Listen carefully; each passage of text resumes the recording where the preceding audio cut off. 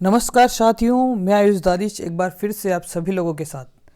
आज हम एक विशेष भूभाग की बात करने जा रहे हैं। उस भूभाग को वैदिक काल में या ऋग्वेद में ब्रह्मवर्त के नाम से जाना जाता था और प्रसिद्ध महाकाव्य काल की जो है वाल्मीकि कृत रामायण में इस प्रदेश को मरुकांतार के नाम से जाना गया।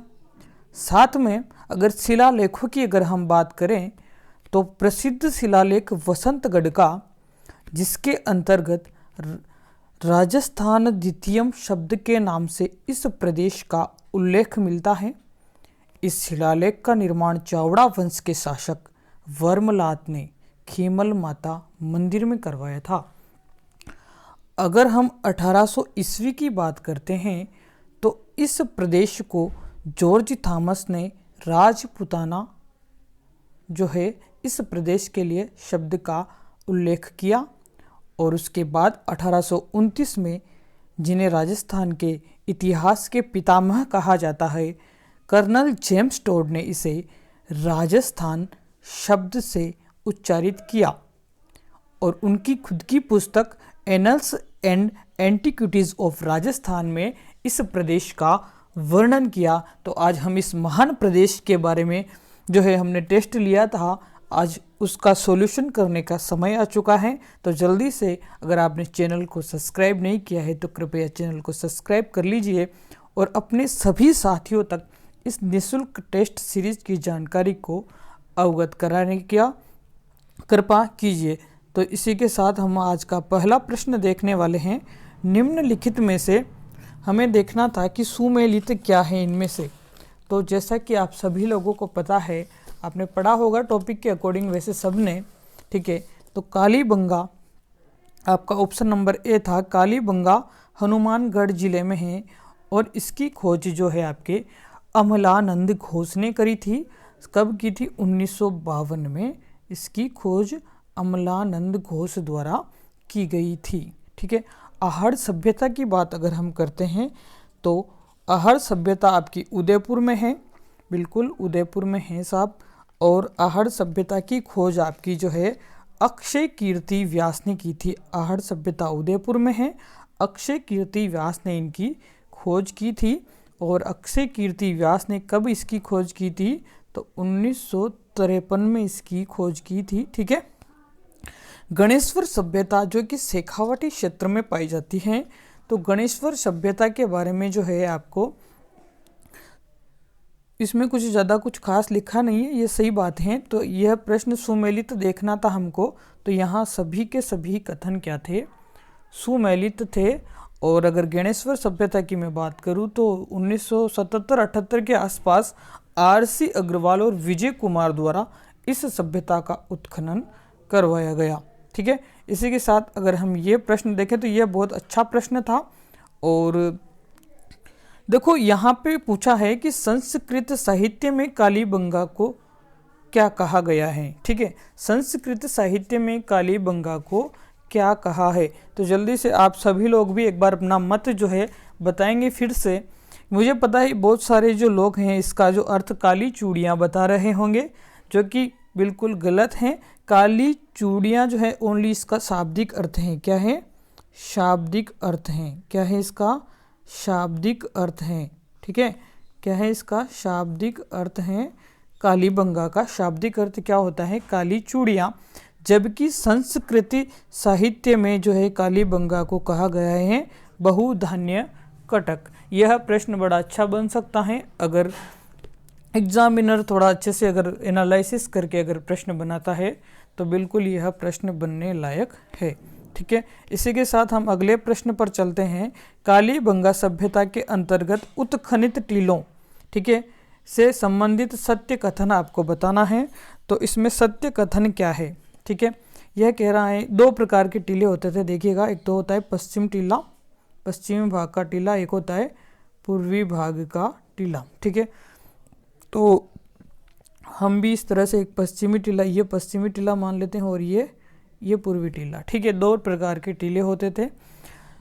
जो आपका पश्चिमी टीला होता था, आपका जो पश्चिमी टीला होता था उसको कहते थे दुर्ग टीला।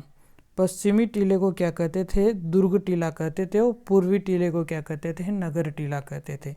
तो मैं यहाँ पे लिख देता हूँ थोड़ा सा, ये था दुर्ग टीला पश्चिमी वाला, और ये था नगर टीला। ठीक है, अब दुर्ग टीले में कौन से लोग रहेंगे? राज परिवार से संबंधित रहेंगे ना दुर्ग वाले में, तो वीआईपी लोग रहेंगे। ठीक है, वीआईपी लोग। और नगर टीले में कौन से लोग रहेंगे? नॉर्मल लोग, सामान्य लोग रहेंगे, है ना, नॉर्मल लोग रहेंगे। कौन रहेंगे? नॉर्मल पीपल रहेंगे। ठीक है ना। अब इससे एनालिसिस करो आप। तो यहाँ कह रहा है पश्चिमी भाग में सामान्य लोग रहते थे क्या? ये पश्चिमी, ये आपका पश्चिमी भाग, यहाँ तो वीआईपी लोग रहते थे, तो ये तो बात हो गई गलत। ठीक है, पूर्वी भाग में राज परिवार, पूर्वी भाग में नॉर्मल लोग रहते थे, सामान्य लोग, तो ये भी बात क्या हो गई? गलत। यानी कि दोनों ही कथन क्या है यहाँ पे?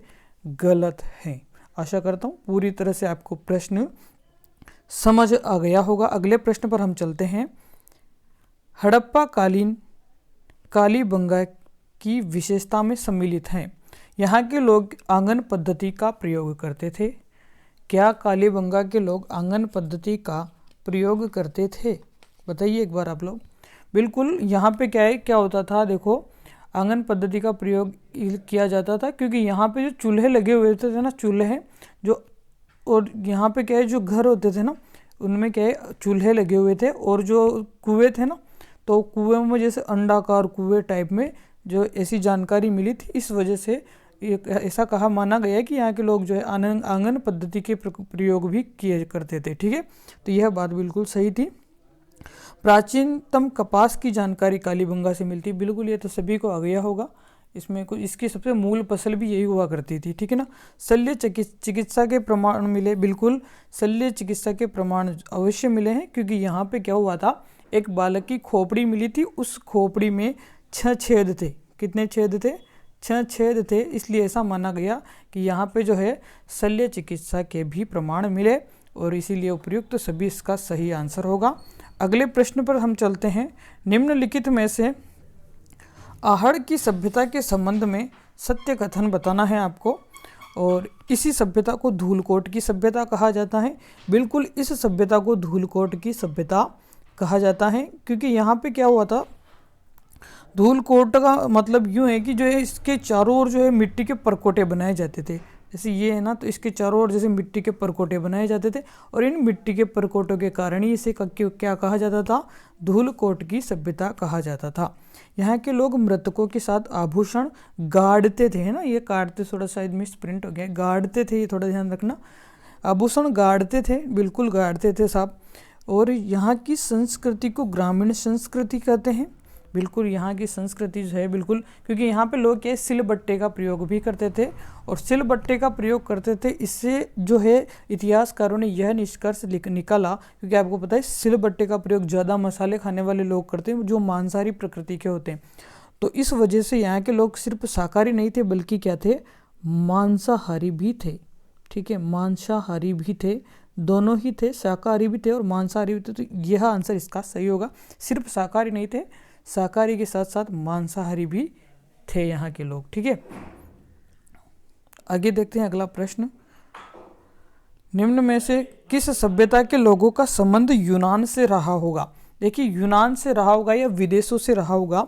तो देखिए यहाँ पे जो है आपके ऑप्शन में कालीबंगा, आहड़, गेनेश्वर और सभी जो दे रखे हैं, तो यहाँ पे आंसर आहड़ होगा। हालांकि कुछ संबंध बेराठ के भी रहे हैं, परंतु बेराठ मैंने इसीलिए ऑप्शन में नहीं डाला है।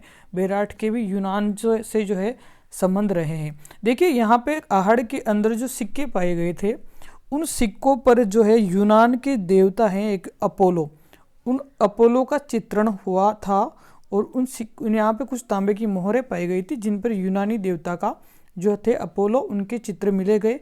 तो वहाँ फिर ऐसा निष्कर्ष निकाला गया कि जो है यहाँ के लोगों का संबंध जो है यूनान से रहा होगा। ठीक है, अगले प्रश्न पर चलते हैं। निम्न में से किस सभ्यता में बाढ़ से बचने के लिए बांध बनाने के साक्ष्य मिले? बहुत ही अच्छा प्रश्न था, और हो सकता है अगर आने वाले एग्जाम में इस प्रश्न को उठा लिया जा सकता है। तो बांध बनाने के लिए जो है सबसे पहले साक्ष्य मिलते आपके गेनेश्वर सभ्यता में, जिसे ताम्र सभ्यता की जननी कहा जाता है। ताम्र सभ्यता की क्या कहा जाता है? जननी। अगर प्रश्न आता है तो बिल्कुल यही क्वेश्चन होगा गणेश्वर। ठीक है, अगले प्रश्न पर हम चलते हैं। निम्नलिखित में से किस सभ्यता में बुद्ध धम्म संघ की जानकारी मिलती है?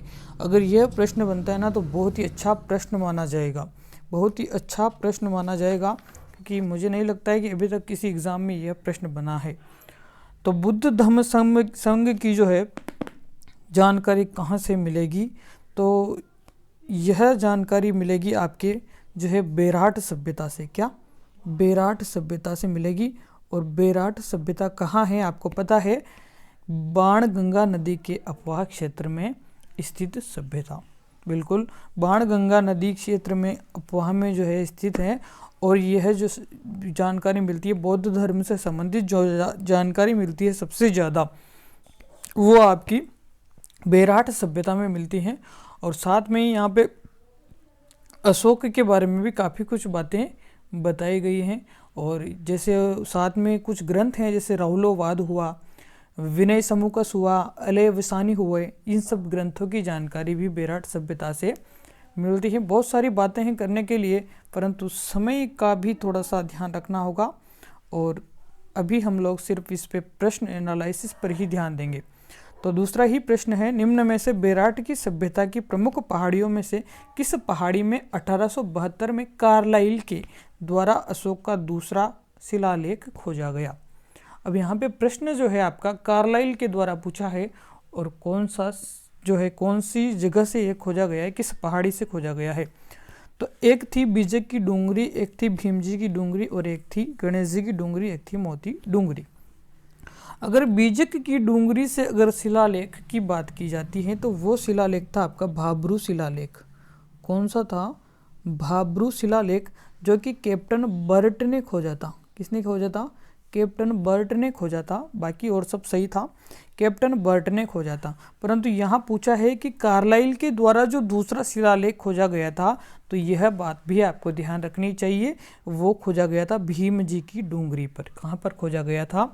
भीम जी की डूंगरी पर खोजा गया था। और ये भाब्रू शिलालेख का अगर आपसे पूछ ले कोई, तो 1837 में यह खोजा गया था। कब खोजा गया था? 1837 में खोजा गया था। निम्न में से किस सभ्यता के पतन का कारण हूण शासक मिहिर कुल के आक्रमण को माना जाता है? देखो, ये हूण शासक जो थे बहुत ही खतरनाक थे। कहा जाता है कि मतलब ये बहुत ही आक्रामक प्रवृत्ति के होते थे। और इसी के कारण कहा जाता है कि जो चीन ने जो दीवार बनाई थी ना, चीन की दीवार, ये इन हूणों की वजह से ही बनाई गई है, ऐसा माना जाता है। तो अब यहाँ पर बात है कि किस सभ्यता का पतन का कारण हूण शासकों के आक्रमण को माना जाता है? तो साथियों, जो है आपके प्रसिद्ध यात्री थे, चीनी यात्री जो ह्वेंगसोंग थे, उन्होंने जो है अपनी पुस्तक लिखी थी सीयू की। तो उसमें ये लिखा था कि मिहिर कुल ने 1600 बौद्ध स्तूपों को नष्ट किया था। कितने? 1600 बौद्ध स्तूपों को इसने नष्ट किया था। जो स्तूप कहाँ थे? बेराट में थे। बेराट की सभ्यता का जो पतन का कारण माना गया, वो जो है आपका मिहिर कुल को माना जाता है। ठीक है, अगले प्रश्न पर चलते हैं। राजस्थान किस गोलार्ध में स्थित है? तो राजस्थान किस गोलार्ध में स्थित है, यह तो आपको सभी को याद होना चाहिए। ठीक है, यह तो आपको सभी को याद होना चाहिए। तो ये आपका पूर्व, ये आपका उत्तर, ये आपका पश्चिम, और ये आपका दक्षिण। और यहाँ पे आपका इंडिया है। ठीक है, इंडिया है, और राजस्थान यहाँ पे है। ठीक है ना, यहाँ पे। तो उत्तर पूर्व कहाँ पे? उत्तर पूर्वी क्षेत्र में। गोलार्ध में कहाँ पे? उत्तर पूर्वी क्षेत्र में है। तो यह तो आपको सभी को आ जाना चाहिए था। अगले प्रश्न पर चलते हैं। राजस्थान का क्षेत्रफल वर्ग मील है। आपको अभी तक पढ़ा होगा ये 342, 239, तो ये वर्ग किलोमीटर है। ठीक है ना। और यहाँ पे थोड़ा प्रश्न का संदर्भ थोड़ा परिवर्तित किया गया है। यहाँ पे पूछा गया है आपको वर्ग मील में, तो एक बार आप बताएंगे। बहुत सारों ने ये प्रश्न गलत किया है, तो प्रश्न ऐसे गलत नहीं करना चाहिए था। हालांकि इतना भारी प्रश्न नहीं था, परंतु यूनिट चेंज करके वो आपको प्रश्न भारी बना सकता है। वर्ग किलोमीटर नहीं देके वर्ग मील अगर दे देता है तो 1.32 लाख वर्ग मील राजस्थान का क्षेत्रफल होगा। अगले प्रश्न पर हम चलते हैं। निम्नलिखित में से सुमेलित नहीं है। अरावली पर्वतमाला गोंडवाना लैंड का अवशिष्ट है, और पश्चिमी मरुस्थल 33 सागर का अवशिष्ट है, और उत्तरी पूर्वी मैदानी क्षेत्र गोंडवाना लैंड का अवशिष्ट है, और उपयुक्त सभी सम्मिलित हैं। इसमें सुमेलित तो नहीं पूछा है, ठीक है ना। तो अब जल्दी से बता दो आप मेरे को क्या सही होगा, ठीक है। तो यहाँ देखते हैं अरावली पर्वतमाला गोंडवाना लैंड का अवशिष्ट है, गोंडवाना लैंड का अवशिष्ट बिल्कुल अरावली पर्वतमाला है, यह बात तो सत्य है, ठीक है। अब दूसरा है पश्चिमी मरुस्थल 33 सागर का अवशिष्ट है, बिल्कुल पश्चिमी मरुस्थल बिल्कुल 33 सागर का अवशिष्ट है, यह बात भी सही है। और जो यहाँ पर पूछा है उत्तरी पूर्वी मैदानी क्षेत्र गोंडवाना लैंड का अवशिष्ट नहीं, तो यही इसका सही आंसर है, क्योंकि गोंडवाना लैंड का अवशिष्ट नहीं है, ये भी क्या है 33 सागर का अवशिष्ट है। यहाँ पे पूछा है उत्तरी पूर्वी मैदान, है ना, उत्तरी पूर्वी मैदानी क्षेत्र किसका अवशिष्ट है, 33 सागर का अवशिष्ट है। हालांकि समय की थोड़ी सी प्रॉब्लम है। देखो एक बार क्या हुआ था, सबसे पहले दो चीज़ें थी, एक तो था महासागर पेंथालासा और एक था पेंजिया महाद्वीप और पेंथालासा महासागर था, ठीक है। तो पेंथालासा और पेंजिया जो थे, तो पेंजिया का विभाजन होना शुरू हुआ, तो दो भागों में बटा हो फिर, है ना, दो भागों में बटा। एक तो था अंगारा लैंड जो उत्तरी भाग था, ठीक है, उत्तरी भाग था अंगारा लैंड और दक्षिणी भाग था उसका गोंडवाना लैंड, ठीक है। तो ये विभाजन हुआ था और इसके कारण ही जो है आपका जो बीच में जो गैपिंग हुई थी ना, वो बीच में जो गैपिंग हुई थी दोनों के विभाजन के कारण, जैसे मान लो ये इस टाइप से था, ठीक है, ये इस टाइप से था, और यहाँ पर जो है ये एक इस प्रकार से विभाजन हुआ, तो ये बीच में तो क्या बन गया था आपका 33 सागर, और एक ये नीचे वाला भाग आपका था ये गोंडवाना लैंड बन गया था, और ये अंगारा लैंड था, ठीक है। तो यहाँ से अंगारा लैंड से तो राजस्थान में कुछ भी जो है अवशेष देखने को नहीं मिले थे, परंतु आपके 33 सागर से जो है पश्चिमी मरुस्थलीय क्षेत्र मिला एक तो, ठीक है, और एक आपका दक्षिणी पूर्वी पठारी क्षेत्र बना, और इसी के साथ गोंडवाना लैंड से आपके अरावली प्रदेश, अरावली पर्वतमाला, और जो है आपका दूसरा पार्ट है आपका दक्षिणी पूर्वी पठारी क्षेत्र। दोबारा से मैं एक बार और बता देता हूँ आपको, जो है आपके गोंडवाना लैंड से आपका मिला एक तो अरावली पर्वतमाला, ठीक है, क्या मिला, एक तो गोंडवाना लैंड से क्या मिला, एक तो अरावली पर्वतमाला, एक दक्षिणी पूर्वी पठारी प्रदेश, ठीक है, दक्षिणी पूर्वी पठारी प्रदेश मिला, और आपका जो है 33 सागर से क्या मिला, एक तो पश्चिमी मरुस्थल और एक आपका उत्तरी पूर्वी मैदानी क्षेत्र मिला। सॉरी फॉर दिस, बाकी थोड़ा सा क्या है मिसअंडरस्टैंडिंग की वजह से मैं थोड़ा सा चूक गया था, बाकी फिर मैंने वापस सही करवा दिया है। अगले प्रश्न पर देखते हैं, निम्नलिखित में से कथन सत्य है, जो अनुप्रस्थ बालुका स्तूप होते हैं पवन की दिशा के समकोण पर बनते हैं। बिल्कुल, जो अनुप्रस्थ बालुका स्तूप इस प्रकार से बनते हैं, है ना, इस प्रकार से ये बालुका स्तूप इधर बनते हैं, ये पवन की दिशा होती है, तो 90 डिग्री के एंगल पर ये बनते हैं, 90 डिग्री के एंगल पर बनते हैं। अनुदैर्घ्य बालुका स्तूप जो है पवन की दिशा के समानांतर, बिल्कुल ये पवन की दिशा के इसे समानांतर बनते हैं, अनुप्रस्थ बालुका स्तूप, सही है। बरखान बालुका स्तूप अर्धचंद्राकार बालुका स्तूप कहते हैं, बिल्कुल ये इस प्रकार से बनते हैं, इस प्रकार से, इसलिए इन्हें क्या कहते हैं, अर्धचंद्राकार बालुका स्तूप, यानी कि उपयुक्त सभी कथन यहाँ पर सही होंगे, ठीक है। अगले प्रश्न पर चलते हैं, निम्नलिखित में से किस क्षेत्र में सोडियम क्लोराइड की अधिकताएं पाई जाती हैं। तो जल्दी से इसका आंसर बता दो आपको, सोडियम क्लोराइड की अधिकता किस क्षेत्र में पाई जाती हैं, किस क्षेत्र में सोडियम क्लोराइड की अधिकता पाई जाती हैं। तो यह तो आपको सभी को पता होगा मेरे हिसाब से, जो नागौर उच्च भूमि है ना आपकी, इसमें सोडियम क्लोराइड की अधिकता पाई जाती है। और जो है यहाँ पर क्यों पाई जाती है, तो यहाँ पे माइकोसिस्ट चट्टानें पाई जाती है। क्या पाई जाती है, माइकोसिस्ट चट्टानों की वजह से जो है सोडियम क्लोराइड की अधिक मात्रा होती है, और इसलिए यहाँ के पानी में जो है नमकीन टाइप की होती है चट्टानें, इस वजह से यहाँ का पानी बहुत खारा होता है। क्या होता है, बहुत ज़्यादा खारा होता है, ठीक है। अगले प्रश्न पर चलते हैं, धामन, करड़ी, लीलोन, सेवण आदि किससे संबंधित हैं। तो देखो इस सांपों की प्रजाति से तो नहीं है बिल्कुल भी, ठीक है, मरुस्थलीय घास से संबंधित है। धामन जो है करड़ी होती है, करती नहीं होती है, थोड़ा सा मिस प्रिंट हो जाती है। करड़ी, लीलोन, सेवण आदि से संबंधित हैं, तो मरुस्थलीय घासों के प्रकार हैं ये।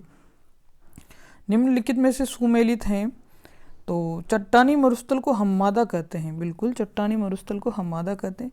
मिश्रित मरुस्थल इर्ग कहलाता है? बिल्कुल नहीं, जो मिश्रित मरुस्थल होता है वो रेग कहलाता है। क्या कहलाता है? रेग कहलाता है। और रेतीला मरुस्थल रेग नहीं कहलाता है, रेतीला मरुस्थल कहलाता है आपका इर्ग। ये प्रश्न बन सकते हैं जो मरुस्थल के संबंधित जो है ना, ये इर्ग हम्मादा, ये क्या कुछ ऐसे डायरेक्ट क्वेश्चन आ जाते हैं कि इर्ग क्या होती है, हम्मादा क्या होता है, इस वजह से मैंने इनको भी ऐड कर लिया है। तो ये आप थोड़ा सा देख लेना। जो मतलब केवल जिसमें रेत ही रेत होगी वो इर्ग कहलाएगा, जिसमें रेत के साथ कुछ मात्रा में चट्टानें होगी या फिर कुछ मात्रा में पथरीला होगा वो कहलाएगा आपका रेग। और जो है आपका रेग कहलाएगा। और जो जहाँ पे ओनली चट्टानें होगी वो क्या कहलाएगा आपका हम्मादा, यानी कि चट्टानें मरुस्थल हम्मादा कहते हैं। यह बात बिल्कुल सही थी। बाकी ये दोनों बातें क्या थी? गलत थी, क्योंकि मिश्रित मरुस्थल इर्ग नहीं रेग कहलाता है और रेतीला मरुस्थल रेग नहीं इर्ग कहलाता है। ठीक है, अगले प्रश्न पर चलते हैं। निम्नलिखित में से क्षेत्रफल की दृष्टि से सुमेलित नहीं है। क्षेत्रफल की दृष्टि से सुमेलित नहीं है, इसका सही आंसर आप लोग बता दें जल्दी से एक बार मुझे। इसका सही आंसर क्या होने वाला है? ठीक है, इसका सही आंसर क्या होने वाला है?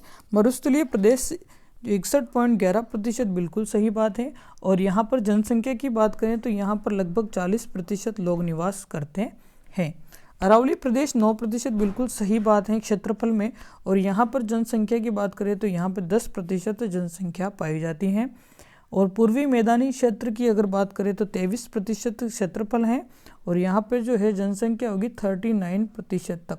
ठीक है, हाड़ौती का पठार 11% नहीं पाया जाता, यह बात गलत है। यानी कि यहाँ पूछा भी यही सुमेलित नहीं है, तो इसका सही आंसर ये होगा, क्योंकि यह क्षेत्र पाया जाता है 6.89%। कितना? 6.89%। और यहाँ जनसंख्या की बात मैं करूँ तो यहाँ लगभग 11% लोग निवास करते हैं। ठीक है, इसी के साथ अगले प्रश्न पर हम चलते हैं। निम्न में से कौन से जिले अंतर्राष्ट्रीय और अंतर्राज्यीय दोनों राज्य सीमा दोनों पर अवस्थित हैं? तो जैसलमेर बीकानेर नहीं, ठीक है, बीकानेर गंगानगर नहीं, गंगानगर और बाड़मेर। देखिए गंगानगर और बाड़मेर जो है आपके राजस्थान के साथ भी सीमा बनाते हैं और पाकिस्तान ये तो बनाता है राजस्थान, और राजस्थान के साथ में जो है इसमें जो गंगानगर है आपका और जो बाड़मेर है आपका, बाड़मेर गुजरात और पाकिस्तान के साथ सीमा बनाता है, गुजरात और पाकिस्तान के साथ सीमा बनाता है। और आपका गंगानगर किस किस के साथ सीमा बनाता है? एक बार आप जल्दी से मुझे बताएंगे, गंगानगर किसके साथ सीमा बनाता है? गंगानगर किसके साथ सीमा बनाता है? तो गंगानगर बनाता है पंजाब और पाकिस्तान के साथ में। ठीक है, पंजाब और पाकिस्तान के साथ में सीमा बनाता है। ठीक है, तो राज्य भी हो गया एक, और एक क्या हो गया आपका? राष्ट्र हो गया। यानी कि प्रश्न का संदर्भ ये था कि कौन कौन से जिले जो हैं राजस्थान में, इनमें से जो अंतर्राष्ट्रीय और अंतर्राज्यीय दोनों सीमाएं पर स्थित हैं, तो आपके गंगानगर और बाड़मेर है। ठीक है, अगले प्रश्न पर चलते हैं। जैसलमेर एवं पोखरण के निकट बालूका स्तूप मुक्त प्रदेश पलाया झीलों को स्थानीय भाषा में क्या कहते हैं? ये याद रखना है, रण कहते हैं। क्या कहते हैं? रण कहा जाता है। अगले प्रश्न पर देखते हैं। अरावली पर्वतमाला की नीचे दी गई चोटियों में से सर्वोच्च चोटी कौन सी है? अच्छा जी, ये नीचे जो चोटियां दे रखी है, बैराट, जरगा, अचलगढ़ और रघुनाथगढ़, इनमें से आपको बताना है। बाकी नहीं बताना है, दूसरी बाहर की नहीं बताना है, जो नीचे दी गई हुई है उनमें से पूछा गया है ना। प्रश्न का संदर्भ आपको समझना है। तो यहाँ पे ऑप्शन है आपके बैराठ, ठीक है, बैराठ के बाद में आपका ऑप्शन है जरगा, अचलगढ़ और रघुनाथगढ़। ठीक है, इनमें से आपको बताना है। तो इसका सही आंसर क्या होगा? इसका सही आंसर क्या होगा? यहाँ पे इसका सही आंसर होगा जरगा। ठीक है, इसका सही आंसर क्या होगा? जरगा। यहाँ पर बिल्कुल सही आंसर होगा। और जरगा की लंबाई कितनी है वो आपको कमेंट बॉक्स में बतानी है। निम्न में से राजस्थान का सर्वोच्च पठार कौन सा है? तो सर्वोच्च पठार सबको पता है, उड़िया का पठार होता है। ठीक है, उड़िया का पठार सर्वोच्च राजस्थान का सबसे ऊंचा पठार माना जाता है। ठीक है, ये भी आबू का भी पठार है, लासड़िया का भी पठार है, और ये सर्वोच्च नहीं है। सर्वोच्च कौन सा है आपका? उड़िया का पठार सर्वोच्च पठार है। और इसकी जो लगभग लंबाई है 1360 मीटर के आसपास शायद। तो आप लोग बताना एक बार कमेंट करके देख के, है ना, मेरे हिसाब से यही है, फिर आप और देख लेना। निम्न में से बरखान बालू का स्तूप पाए जाते हैं, तो आपके शेखावाटी क्षेत्र में पाए जाते हैं, ठीक है ना, शेखावाटी क्षेत्र में पाए जाते हैं। अब इनमें से शेखावाटी क्षेत्र में कौन आ रहा है, चूरू, झुंझुनू और सीकर यहाँ पर इसका सही आंसर होगा। निम्न में से गोडवाड़ प्रदेश से संबंधित हैं, तो गोडवाड़ प्रदेश जो है आपके लूनी बेसिन क्षेत्र से संबंधित है, ठीक है, लूनी बेसिन क्षेत्र से गोडवाड़ प्रदेश बोला जाता है। अगला प्रश्न है, अरावली पर्वतमाला की जो है सबसे सर्वाधिक ऊंचाई और चौड़ाई किस क्षेत्र में विस्तरित है। तो देखो इस प्रकार से आपका राजस्थान का मैप हुआ है, ये थोड़ा सा है ना देखने का, इस प्रकार से, ठीक है ना। तो यहाँ से जो ये आती है ना अरावली पर्वतमाला, तो ये ऐसे हो जाती है, ये नीचे आते आते ऐसे चौड़ी हो जाती है, ऐसे चौड़ी हो जाती है ना, देखना आप एक बार मैप में। तो यहाँ पे जो ये वाला जो सरफेस है ना, ये वाला सरफेस, इसमें सबसे ज़्यादा ये चौड़ाई और ऊंचाई पाई जाती है। तो ये क्षेत्र किसमें है, दक्षिणी पश्चिमी क्षेत्र में, ये पश्चिमी क्षेत्र हो गया, ये इधर दक्षिणी हो गया, दक्षिणी पश्चिमी क्षेत्र में सर्वाधिक क्या होती है, चौड़ाई होती है, ठीक है ना। अगले प्रश्न पर चलते हैं। भोराट का पठार, ये तो सभी को पता है, कुंभलगढ़ एवं गोगुंदा के मध्य पाया जाता है भोराट का पठार। 50 एग्जाम में आ गया होगा कम से कम, ठीक है तो ये तो ज़्यादा कुछ है नहीं। अब यह प्रश्न अच्छा है, यहाँ पे ऋषि मुनियों को जो है निम्नलिखित में से किस क्षेत्र को ऋषि मुनियों ने पाताल देश, गुप्त प्रदेश तथा चालुक्य वंश के समय इसी क्षेत्र को लाट प्रदेश के नाम से जाना जाता था। बताइए एक बार इसका सही आंसर। आप लोग सोचने वाला प्रश्न है, अच्छा प्रश्न है। अगर ये ऐसे प्रश्न बन जाते हैं तो वाकई में ना मज़ेदार मतलब पेपर होने वाला है। अगर ऐसे प्रश्न जो अगर पेपर में बनते हैं तो एक बार आप लोग ज़रा सोचिए थोड़ा सा इसके बारे में, क्या है ये। तो मेरे प्यारे साथियों, इसका सही आंसर है आपका माही बेसिन। इस क्षेत्र को जो है ऋषि मुनि वगैरह जो थे इसको पाताल प्रदेश, गुप्त प्रदेश के नाम से जानते थे, और जो चालुक्य वंश था इसी समय इस क्षेत्र को लाट प्रदेश के नाम से भी कहा गया, ठीक है। अगले प्रश्न पर हम चलते हैं। 28 क्वेश्चन नंबर हमारा आ गया है। निम्नलिखित में से पूर्वी मैदानी प्रदेश के किस क्षेत्र को असामाजिक गतिविधियों के रूप में प्रसिद्ध माना जाता है। तो यह तो आपको पता ही होगा कि जो है यहाँ पे क्या है, इसे बेडलैंड टोपोग्राफी भी बोलते हैं, तो उत्खत स्थलाकृति भी इसको बोला जाता है। अवनालिका अपर्दन असामाजिक गतिविधियों के लिए, क्योंकि यहाँ पे क्या है बीहड़ क्षेत्र आ जाता है, तो बीहड़ क्षेत्रों की वजह से यहाँ पे क्या है चोर वगैरह जो है ज़्यादातर यहीं पे रहते थे। ये चंबल नदी बेसिन क्षेत्र पे आता है, क्योंकि यहाँ पे क्या है चोर ज़्यादा उच्चके ज़्यादा रहते थे, चोर उच्चके, इस वजह से इसे जो है असामाजिक गतिविधियों के रूप में प्रसिद्ध क्षेत्र माना जाता है। क्योंकि क्या करते हैं यहाँ पे क्या है मध्य प्रदेश और थोड़ा सा राजस्थान का कुछ लोचा चलता है यहाँ पे, तो इधर से चोरी करके उधर भग जाते हैं, पुलिस आते हैं, उधर से करने वाले इधर आ जाते हैं, बस यही कुछ है। तो इस वजह से चंबल बेसिन है ना। निम्न में से सत्य कथन है, आपको बताना है। पीवड़ा एक जहरीला सर्प है जो मरुस्थल में पाया जाता है, बिल्कुल सही। थार का घड़ा चंदन नलकूप जैसलमेर से संबंधित है, बिल्कुल। बाटाड़ूकुरा राजस्थान के जलमहल बोला जाता है और जो बाड़मेर में स्थित है, बिल्कुल सभी के सभी कथन यहाँ पे सत्य हैं। लास्ट प्रश्न आज का, इससे पहले अभी तक भी अगर आपने चैनल को सब्सक्राइब नहीं किया तो प्लीज़ इसे सब्सक्राइब कर ले और बेल आइकन वगैरह देख लो अपने हिसाब से, और प्लीज़ इसको शेयर वेयर कर दिया करो ताकि क्या है सबको पता चल जाए यार, और तो क्या है अपना तो कुछ ही नहीं है इसमें। निम्नलिखित में से किस सभ्यता के अंतर्गत प्रकृति को महत्व दिया जाता है। तो सबसे मोस्ट क्वेश्चन अगर बन जाता है एग्जाम में तो ये होगा बिल्कुल चंद्रावती की सभ्यता।